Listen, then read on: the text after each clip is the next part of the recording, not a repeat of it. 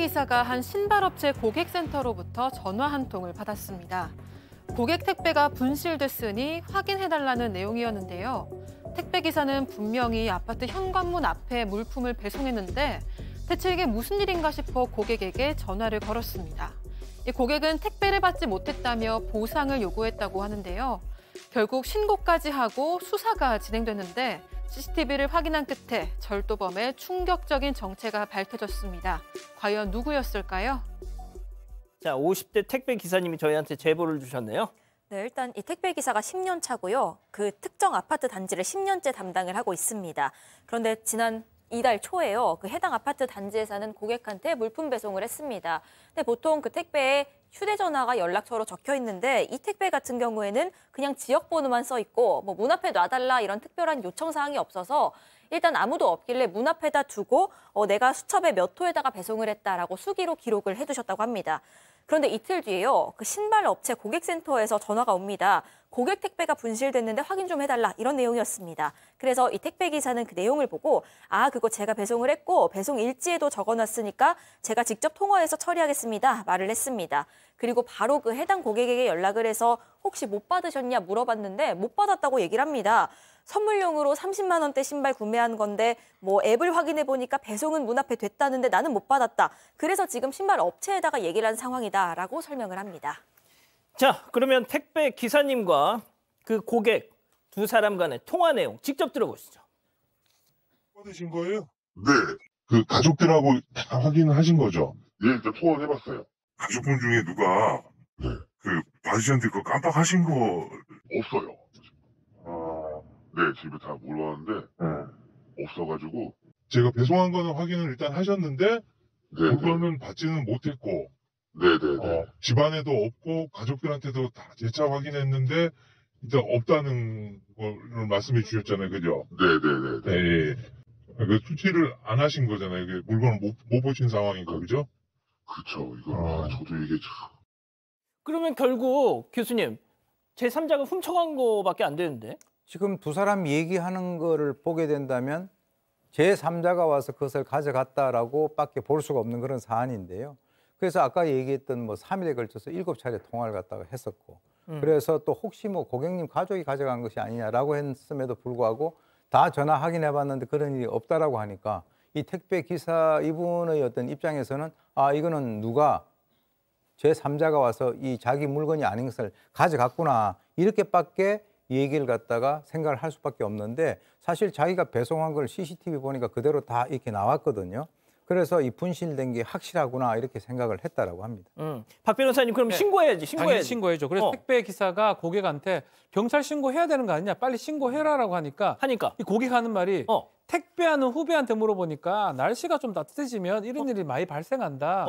도둑도 좀 많고 택배 기사가 다른 택배 기사가 가져갈 수도 있다 하더라.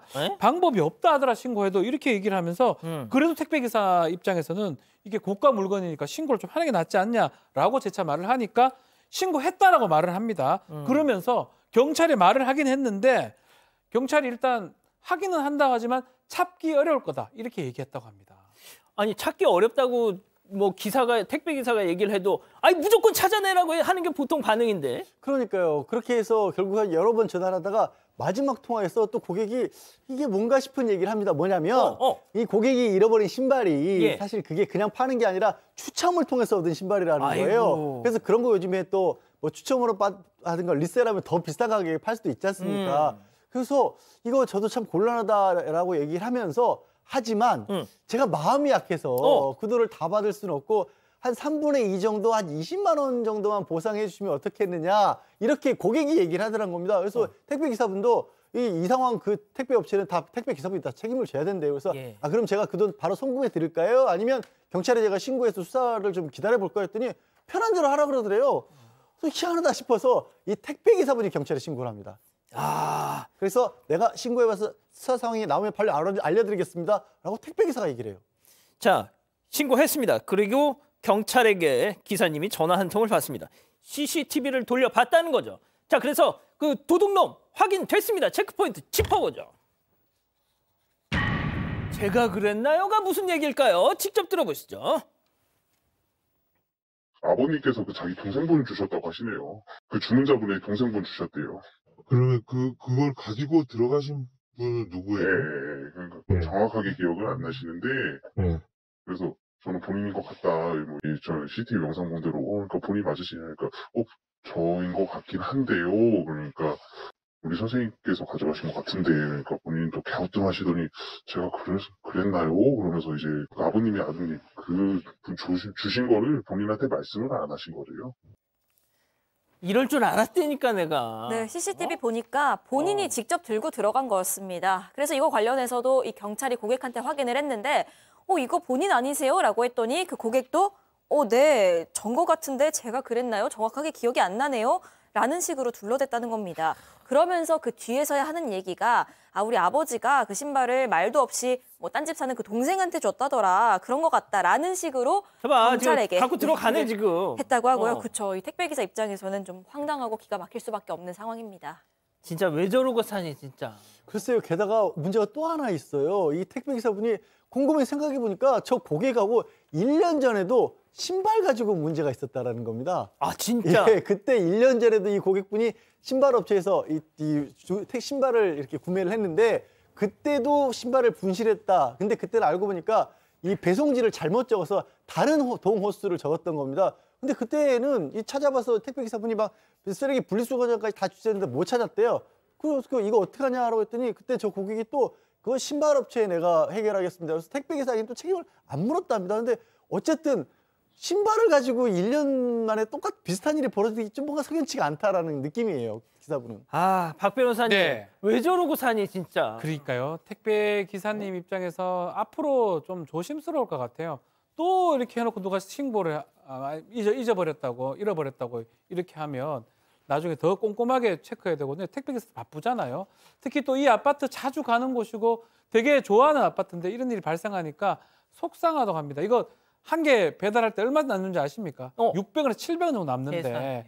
저거 좀 잘못됐다고 하면 다 물어줘야 될 배상해야 될 상황이 되지 않겠습니까? 근데 지금까지도 사과 한마디 안 했고 혹시 또 그때 진짜 실제 신고했는지 이런 부분도 의심스럽다라고 택배 기사님이 말씀하고 있습니다. 교수님 아직까지 지금 사과도 안 했답니다. 사과도. 저 남성 CCTV 확인하면 금방 나올 걸 갖다가 무슨 배짱으로 저렇게 하는 건지 모르겠습니다. 경찰에서 전화를 해가지고 들고 들어가던데요. 이렇게 하니까 저인 것 같긴 한데요. 제가 그랬나요? 그걸 누구한테 물어봅니까? 그리고 이제 얘기 들어보니까 상습적인 그런 냄새도 좀 나는데 문제는 이 택배 기사분이 그동안 마음고생, 시간 낭비, 스트레스 엄청 받으셨을 것 같고요. 당연하죠. 예, 사실 저 목소리 들어보니까 좀 건장한 남자 같은데 인생 그렇게 얄팍하게 살다가 이번에 제대로 임자를 갖다 만난 것 같습니다. 그래서 결국은 이제 벌금도 받고 이번에 손해배상 청구까지 한다라고 하니까 그동안 했었던 위자료 듬뿍 냈으면 하는 마음입니다. 알겠습니다. 가족 여러분 잊지 마시고 구독과 좋아요, 알림 설정 여기.